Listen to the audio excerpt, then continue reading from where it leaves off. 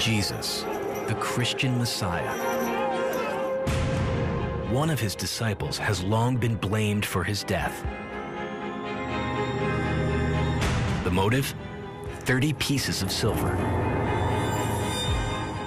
But did Judas really betray his master for money? Did he even exist? Scrutinize the Gospels, and other suspects with credible motives emerge from the shadows. Vindictive priests, a brutal Roman governor, rival preachers, and a murderous prince. After 2,000 years, it is time to reopen the case files.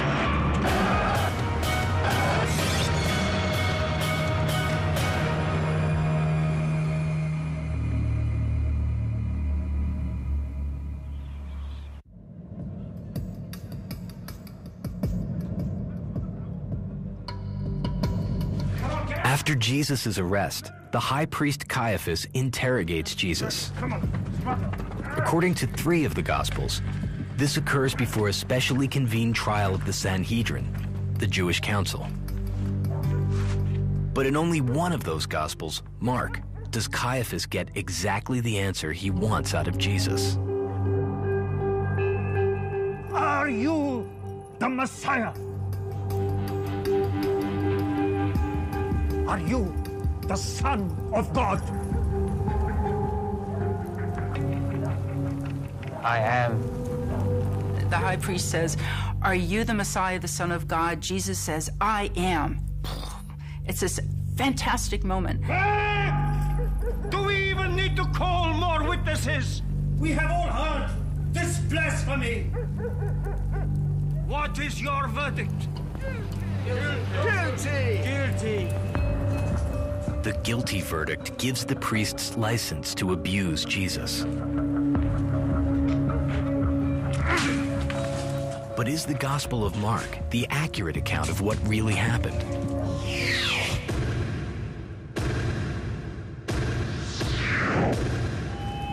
Again, lay down the 4 Gospel versions of the Jewish trials side by side, and a jumble of contradictions emerges. In Mark and Matthew, the trial takes place at night. But in Luke, it's during the day. In Matthew and Mark, witnesses give evidence against Jesus. Yet in Luke, there are no witnesses. I think it's very difficult to trust the accounts about Jesus' trial before the Jewish Sanhedrin because we don't have any sources, reliable sources of information. Jesus was killed the next day, so he couldn't have told anybody what happened, and I don't think the Jewish authorities were making themselves available for Christian interviewers. Of all the stories in the New Testament, the trial scene before the Sanhedrin is the most difficult to pin down. Why? Many Bible experts think that the trial never happened at all. I think the best explanation is it cannot have been a trial. There was no trial. If you know anything about Jewish law, there cannot be a trial. There cannot be a trial at night. There cannot be a trial before the Sabbath. There cannot be a trial before a major festival, the Passover. It would be like the American Supreme Court meeting on Christmas Eve to decide about a traffic ticket. We have heard this blasphemy. Over a Galilean nobody, it beggars belief. Jesus? A nobody? This interpretation does not sit comfortably with traditional Christian teaching.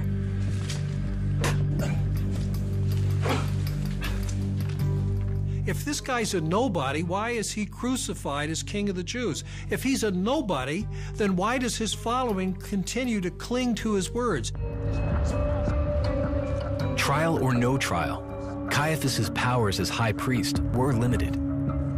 Historians from the time, such as Philo and Josephus, reveal that only the Romans had the power to put a man to death.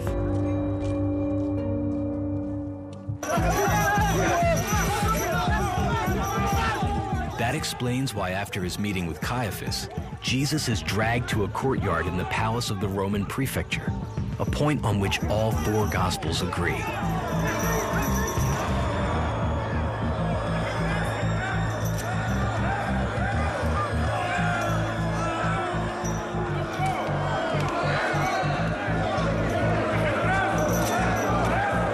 Jesus is now subjected to another trial, this time by Pontius Pilate, who is spurred on by a murderous Caiaphas and a crowd of Jews who are baying for Jesus' blood. What is this? What is going on here? Caiaphas! This man is trouble. This man is a rabble-rouser. This man should die! Crucify him! Crucify him! Crucify him! Pilate invokes what the Gospels call an ancient Passover tradition to release a prisoner. Barabbas, an insurrectionist and murderer, is dragged out alongside Jesus, and a choice is offered to the crowd.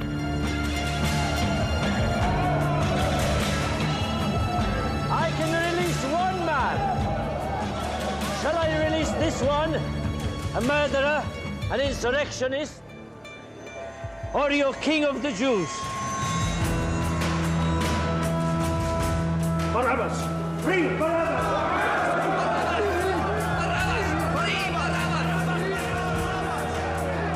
What of this man? Crucify him! Crucify him!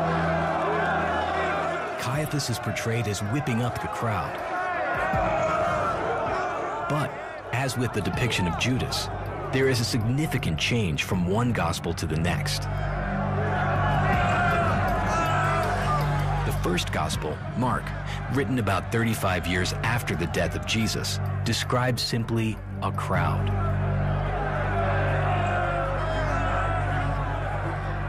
In Matthew, it's the crowds who want Jesus dead. In Luke, the multitudes. And by John, written up to 90 years later, it's all the people. All the people, and all the people means all the nation Israel. How do you explain this progression? It is quite clear. It is to demonize the Jews, to make it clear the Jews crucified Jesus and that Jesus wasn't a Jew after all. In the Gospel of Matthew, the Jewish crowd has already assumed their own guilt. In fact, they are reveling in it. The Jewish crowd cries out, "His blood be upon us and our children." So that Matthew portrays the Jewish crowd not only as taking the responsibility for Jesus' death, but saying that future generations of Jews will be responsible for Jesus' death. Scholars argue this acceptance of responsibility by all Jews in the Gospel of Matthew was taken literally by Christians in the Middle Ages. This led, of course, to horrible acts of anti-Semitism through the centuries. When Christians came into power, they were able to use this verse to say, see, Jews have accepted the responsibility for Jesus' death, they're Christ killers, and they deserve to be punished. If the Passion story was distorted by the Gospel writers to incriminate the Jews, could it be that the historical role of Caiaphas has also been distorted? If the Jewish trial was invented, and the crowd in front of Pilate exaggerated, then perhaps Caiaphas too was not the murderous villain portrayed in the New Testament. I discount completely the fact that Caiaphas wanted him to be crucified. This is part of the technique of the gospel writers to exonerate the Romans and to have somebody take the role of persecutors of Jesus. But if it was not Judas or Caiaphas or the Pharisees who were responsible for Jesus' death, then who was?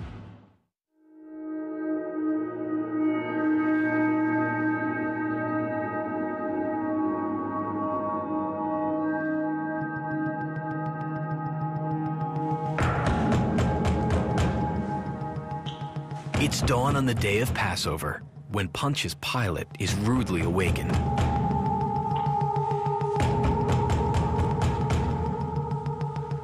If it's true that the Gospels have unfairly branded Judas and Caiaphas as the main conspirators behind the murder of Jesus, where does that leave Pilate, the Roman governor?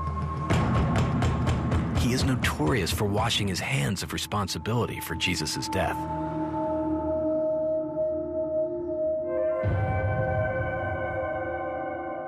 The first-century historian Josephus confirms that Pilate passed sentence on Jesus. But could Pilate have been the culprit behind the arrest of Jesus as well as the execution?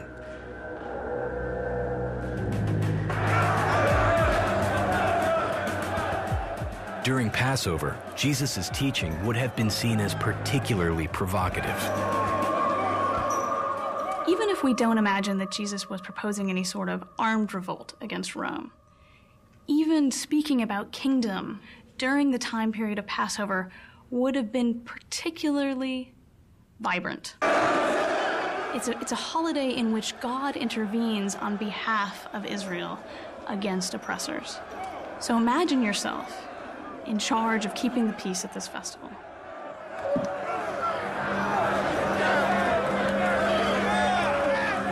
Pilate and Caiaphas would have been well known to one another. What is this? What is going on here? Caiaphas, what is this? This man is a rebel-rouser. He causes trouble wherever he goes. This man is a threat to our nation. Then try him yourself by your own law. I'm quite sure that he was not only condescending, but he really despised the Jewish people. There's people he really cannot understand, the people who act differently, eat differently. At the same time, he had the wisdom of any governor who knows that in order to keep quiet in his area of ruling, he must not be too provocative. Take him away. In all four Gospels, Pilate is presented as backed into a corner by a corrupt Jewish priesthood who were determined to put an end to Jesus. We are not authorized to put a man to death. This man should die. Crucify him! Just as the hostile crowd grows in each subsequent gospel, so Pilate becomes increasingly sympathetic. In Mark, the earliest gospel, we see an indecisive Pilate who is merely reluctant to become involved. As the tradition develops, Pilate gets nicer and nicer, and the high priest and the Jews get worse and worse and worse. What evil has this man done? As I see it, he has done nothing to deserve death. Flog him! That is all that is needed here. No, why? What has he done? By the final gospel, John, Pilate is portrayed as an equivocator and a victim of circumstances. This is no way to conduct a trial. Harassed by the crowd, he takes Jesus inside to the sanctuary of his own palace. Get the man a chair. To justify a crucifixion, he must find evidence that Jesus is planning a political insurrection.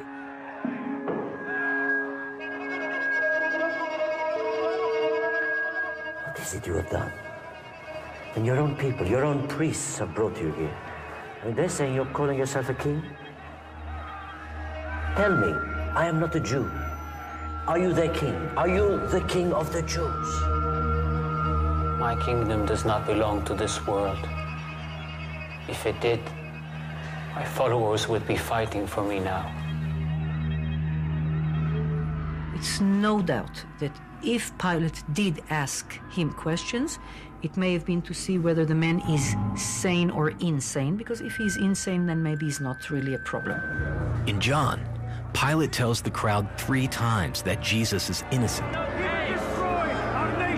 And 3 times the crowd gets the better of him. You must crucify him! Surely you realize I can have you crucified. Or I have the authority to release you. You would have no authority at all over me had it not been given to you from God.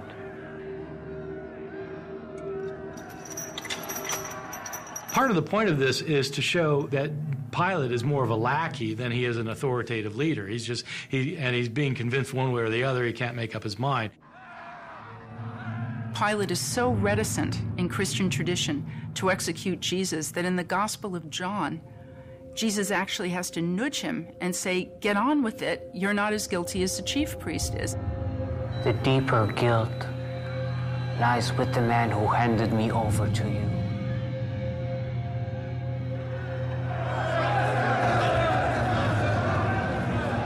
Pilate can no longer stand up to the bullying crowd.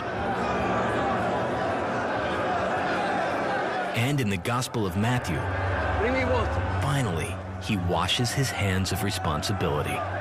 If this is what you want, I clean my hands of this man's blood. Do it yourselves. But does history bear this out? Was Pilate powerless and indecisive? Records left by first-century historians suggest he was an entirely different man.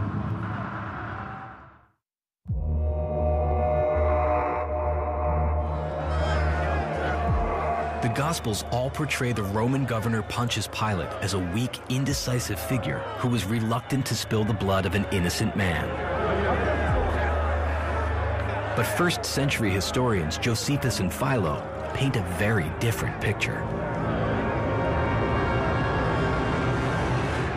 He was one of the few, if not the only, governor who was recalled to Rome because he treated the people too brutally. Now, you're in a brutal colonial regime. That's going somewhere when you are so brutal that they call you back. They call you back to headquarters. The Christian gospel writers wrote decades after Jesus' death, when Rome dominated the Holy Lands. Did they whitewash the character of Pontius Pilate to curry favor with the Romans? We would like to know, will the real Pilate stand up? The contemporary Jewish writer, Philo, describes Pilate as inflexible, stubborn, and cruel, with a mixture of self-will and relentlessness. Josephus goes into far more detail.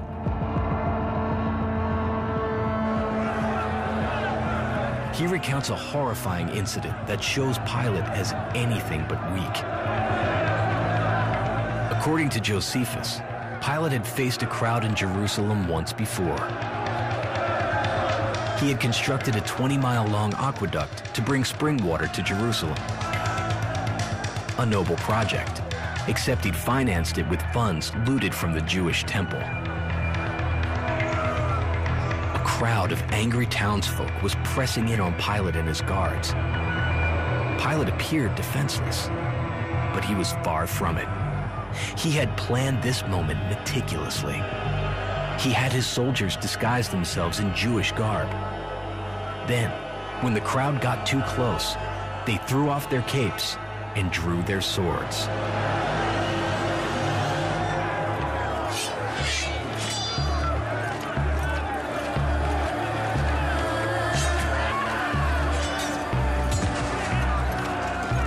If this account is to be believed, then it is hard to imagine the Pontius Pilate depicted in the Gospels. Then we have Pontius Pilate, this bloodthirsty historical figure, saying, I just can't see there's anything wrong. He's done, and I don't want to do it. Why, guys, why are you going to make me kill him? Okay, but I just want you to know I'm washing my hands of it. So which was the real Pilate? Timid bureaucrat or militaristic brute? Should we trust the Gospels or the ancient writers like Josephus and Philo? Some argue that the writers, both historians, both Jewish, were not neutral. They vilify him. They have axes to grind. They have biases of their own, both Philo and Josephus, and so they make Pilate out to be a monster, an utterly corrupt man. But if, on the other hand, the accounts of Josephus and Philo are accurate, the implications are profound. I see Pilate as a political figure that makes quick decisions, and they're often brutal. He was not interested in Jesus. The attempt to whitewash Pilate, then, is not history, but an attempt to make it possible for the Gospels to succeed in a Greek and Roman world. If Pontius Pilate was brutal, not timid, it puts the relationship between Pilate and Caiaphas in an entirely new light. You know, I won't tolerate any disturbance. I know. We've heard about this prophet, Jesus. Is he going to stir up trouble? I imagine Caiaphas saying, look, we both know that Jesus is not a politically dangerous person. It's all talk. Words sometimes lead to actions. We know that his followers aren't armed. It's true that he's been making the crowd a little enthusiastic. If I can get you Jesus, will you promise to do nothing more? And Pilate would say, okay, you've got 15 minutes to get him here. I don't have all the time in the world. Let's put an end to it now.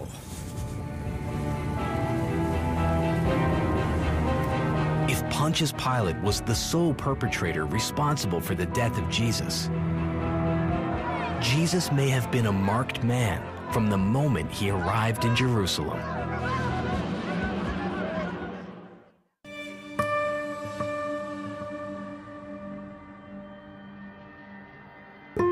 If first-century historians are right, and Pontius Pilate was a vicious, remorseless governor, could he have been tracking Jesus' movements from the moment he entered Jerusalem on Palm Sunday? Experts estimate that Pilate had around 3,000 Roman troops stationed in Jerusalem that week. Their job was to look out for troublemakers, and Jesus would have fit the bill. The Romans, of course, did not speak Aramaic, but if there was a turnout of hundreds and thousands of people laying down palms in front of a person riding on a donkey, and they're calling out, "This one is the Messiah," you don't need too much Aramaic to know that when somebody says Mashiach, they're referring to the King of the Jews. What if it was Roman soldiers, not priests, who reported the disturbance in the temple? The temple did lie in the shadow of the Roman Antonia fortress. So it could have been Pilate, not Caiaphas, who was the prime mover behind Jesus' arrest. There are clues suggesting this in the Gospel of John. According to John, Roman soldiers took part in the arrest of Jesus in the Garden of Gethsemane. If Romans were present, then it is likely that Pilate was calling the shots.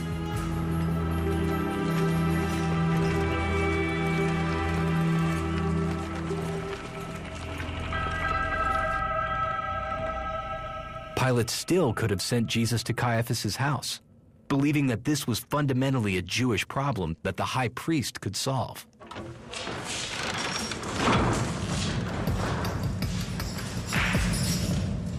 The Gospel of John gives a very different account of Jesus' meeting with Caiaphas that night.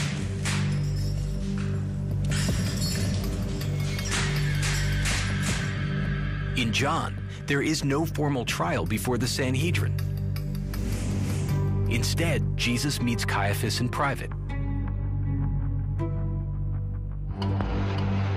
Knowing that Pilate saw Jesus as a troublemaker, did Caiaphas actually try to get Jesus off the hook? I'm trying to help you. I'm trying to help you. Try, but fail. How do you know? How do you know? Holy man, how do you know? Better than me. Better try. All four Gospels agree that Jesus was finally handed over to Pilate.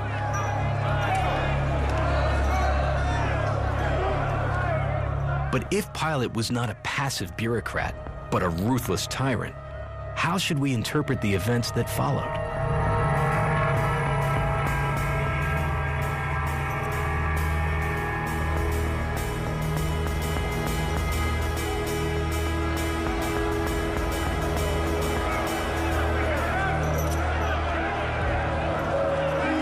Silence!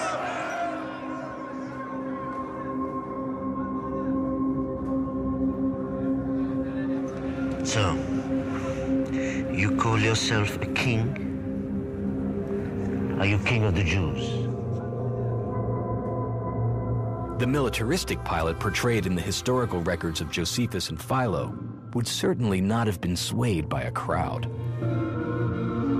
I don't think there was a crowd at all at the trial of Jesus before Pilate. Nobody was there taking notes, so the gospel writers don't know what happened. It's only later Christian storytellers who make up the idea that, in fact, it's the Jewish crowd that cry out for his crucifixion and that Pilate just caves into their desires. And, contrary to tradition, if there was no crowd there, what of Barabbas? If Barabbas was an insurrectionist, I'd be surprised if he was still alive. But there's no way that, were he alive or not, that they would have released him. No, for any reason. Barabbas must have been relatively insignificant, somebody that Pilate was not worried about. He was arrested during an insurrection in which murder took place. That's all the Gospels tell us. Barabbas is, in my opinion, a brilliant example of a fictional character.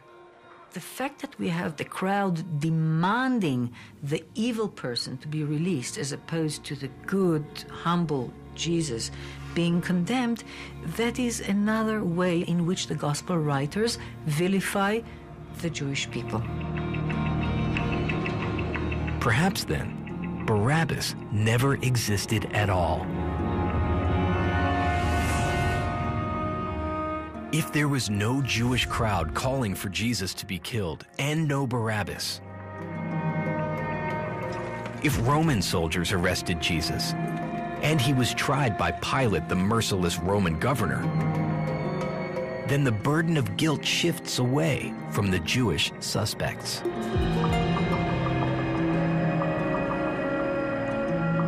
But if Pilate was in fact solely responsible for the arrest and execution of Jesus, take him.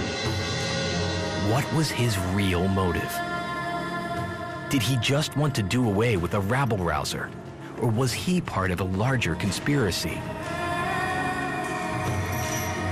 Are there other characters hidden in the Gospels responsible for framing Jesus?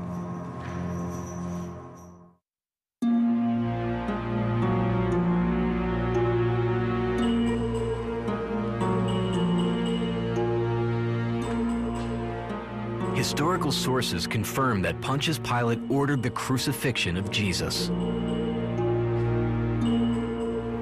Take him. But were Jesus' actions in Jerusalem enough of a motive for Pilate to have him killed? Troublemakers like Jesus could easily be beaten or locked up. But what if Jesus had another powerful enemy whispering in Pilate's ear?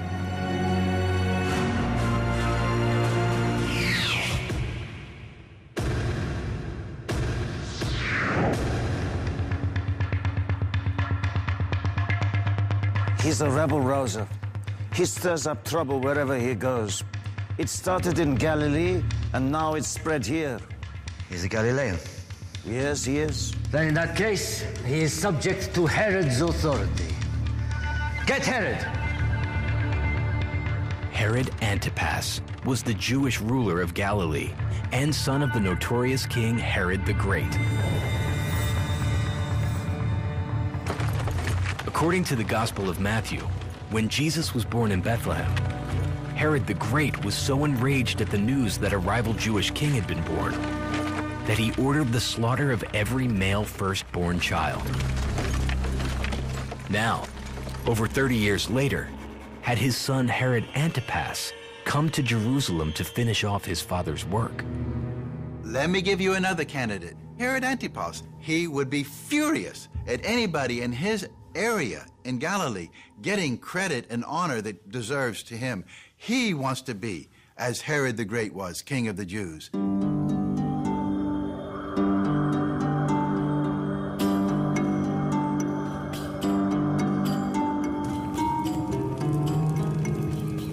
Herod Antipas, though a Jewish prince, served only by the grace of the Romans. He'd been schooled in Rome and appeared more interested in ingratiating himself with the emperor and satisfying his own sensual pleasures than serving his people.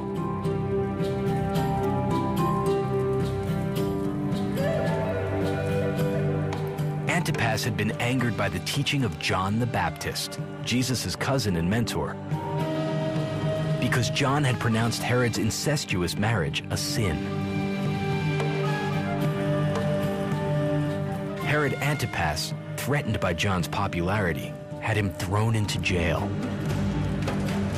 The Gospel of Mark recounts that when his stepdaughter Salome enraptured some dinner guests with a sensual dance, she requested a grim reward: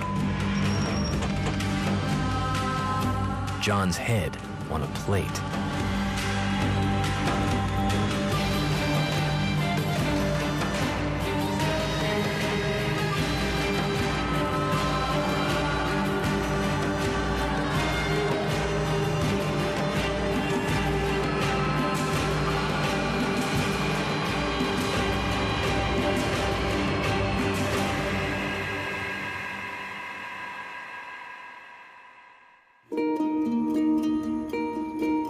Both Mark and Matthew write that when Herod Antipas learned that another preacher in Galilee was calling himself the Messiah, he feared that John the Baptist had been reincarnated. I think Herod is nervous about him, and he's worried that maybe somehow the spirit of John has come back and is more powerful than ever, and it's operational in Jesus. So I think he has reasons to be worried. I think that Herod Antipas would love to get rid of anybody that either causes him any trouble, gathers crowds, or doesn't recognize that he is, in fact, the King of the Jews. The Gospel of Luke says that as Jesus gathered more and more disciples around him, Herod was actively on the hunt for Jesus. And he may have had not just political, but financial reasons to have him killed. Jesus' mission was to save outcasts and sinners, and corrupt tax collectors were a prime target. The Gospel of Luke reveals that one of his 12 apostles, Matthew, was a tax collector who Jesus had persuaded to desert his post. Could this have infuriated Herod? Herod wants money. So Herod wants the tax collector to be as false and unjust as possible. He gets more money, and Jesus wants justice.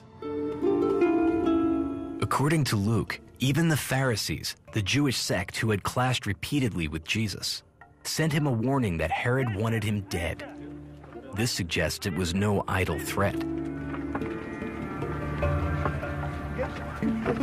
Go and tell that fox, today and tomorrow I'm busy casting out devils and healing the sick for work, but I'll be on my way soon enough.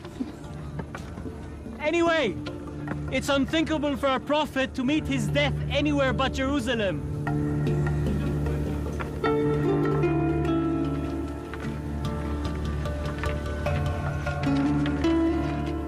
Is the Gospel of Luke right? Had Herod finally caught up with Jesus in Jerusalem? He probably, I think, in Jerusalem wants to meet Pilate to encourage him to do away with Jesus, because this is perfect for Herod Antipas. He doesn't have to execute a popular preacher and healer. He can let the Romans do it. Luke is the only gospel that says Jesus had not 2 trials, but 3. What a pleasure. I have wanted to meet you for a long time. Let me see a miracle. I would so much like to see a miracle. Show me a miracle. Just a little magic.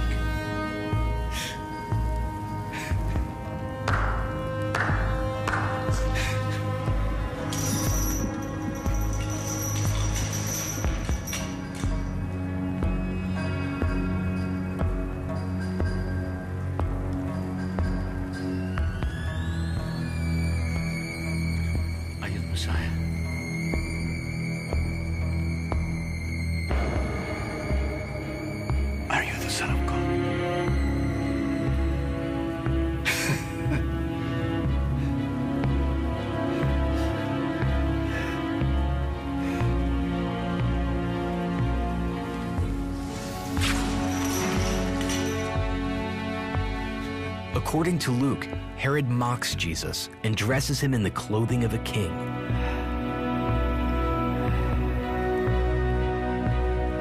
Well, you certainly look the part now. Doesn't he look the part? Could Herod have framed Jesus? Did Pilate have Jesus crucified that day to cement a relationship which was politically valuable to both of them? To quote the Gospel of Luke, that very day, Herod and Pilate became friends with each other.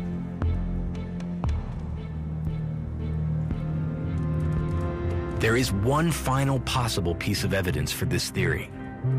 In 1886, a monk's tomb was excavated by archaeologists in Egypt.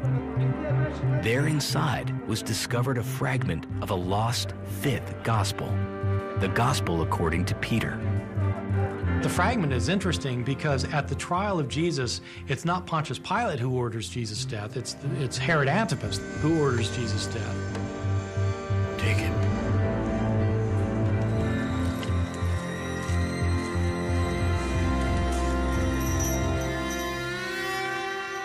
I would think if there was someone in Jerusalem at this time that really has a agenda to stop this stupid movement that began with John the Baptizer, was continued by Jesus. Thank God he came into my lair. Get him. What's the matter with you guys? That's probably the Herod Antipas I know. A brutal, self-serving governor and a dissolute, corrupt prince. Did these two ruthless men hatch a plot to murder Jesus? The evidence is compelling. If this is the true story, then the gospel writers, in their bid to ingratiate themselves with Rome, pulled a veil over what really happened that day. But there is one other character in the Gospels who had an altogether different motive to see Jesus suffer and die. Were the events of Passion Week all part of a divine plan, with Jesus himself pulling the strings?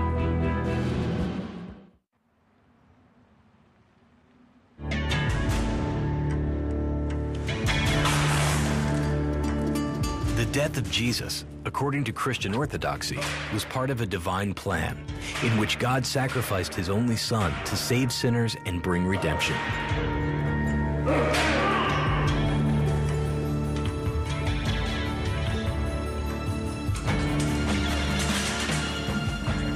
But what of Jesus the man? Was he an unwilling player in this drama? Or did he in fact mastermind his own death?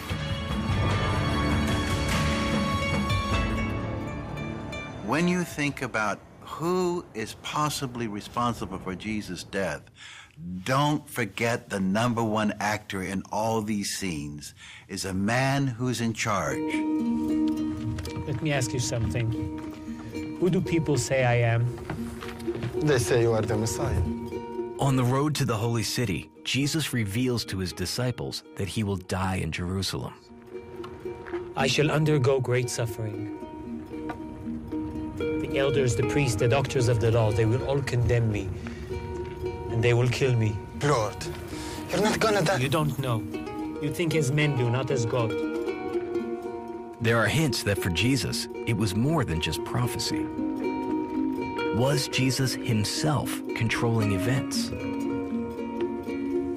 There is evidence that Jesus took steps to prepare things. He has allies, he has associates, so they assist him in obtaining the animal on which he rides into the city. Was the triumphal entry a deliberate act of provocation to the religious authorities and the Roman soldiers? If it really happened, the temple incident seemed perfectly designed to antagonize, as were his public confrontations with the Pharisees. You think you can escape being sent to hell? Could Jesus have been deliberately dodging the authorities each time, preserving himself for one last spectacular act of insurrection at the end of Passover week? Jesus had to have known that this risk was at hand, yet He chose to stay. He could have run away. He could have sneaked out one night and headed back to Galilee, but he chose to stay. And so in a certain sense, he does orchestrate the events that lead to his crucifixion. In both the Gospels of Luke and Mark, there is evidence that the Last Supper was part of a plan that Jesus had been preparing for some time. Brothers. Come on. Go to the city. There'll be a man waiting. He'll be carrying a pitcher of water. Follow him. He'll show you to a house. Well, he tells his disciples to find an operative in town who's waiting for a particular password. Then he will set up the room for their clandestine Passover meeting. Say to him, the teacher asks, where is the room? He'll show you to a chamber upstairs. Wait for me there. All right? All right. Go. I mean, that leads one to think that he's got this plan. He's strategizing. If Jesus did plan the Last Supper and every event of Passion Week, how could he engineer a final confrontation with the authorities?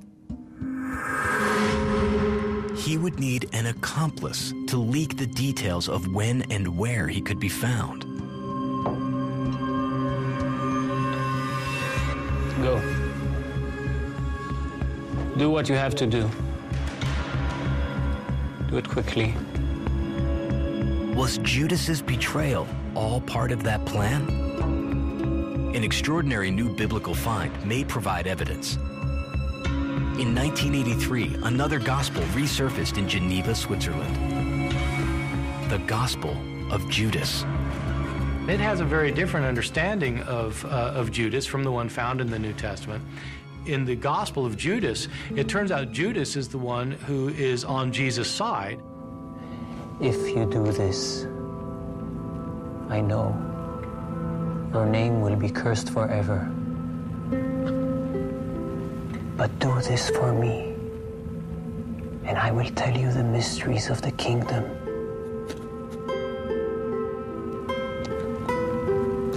I cannot, Master. Please don't make me do this. I, too, wish that this burden can be taken from me. But I know it is not mine, but God's will that shall be done. You will exceed them all.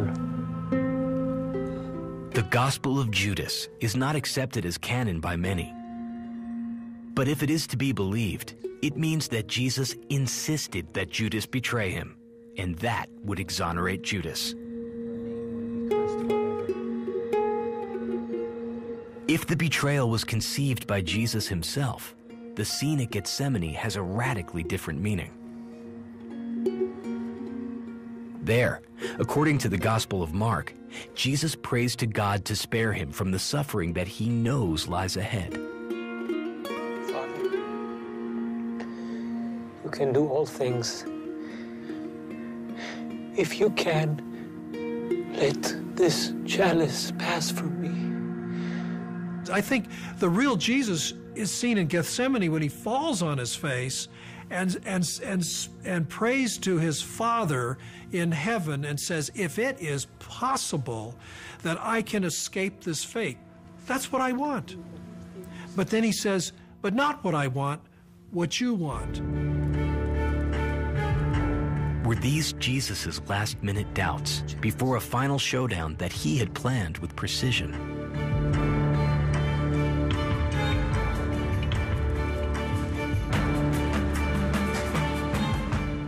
The Garden of Gethsemane sits on a hillside overlooking Jerusalem. Even at night, the guards could not have approached undetected. He could see them coming. Now, why does he stand there? Why does he not just flee off into the desert? You would never find him.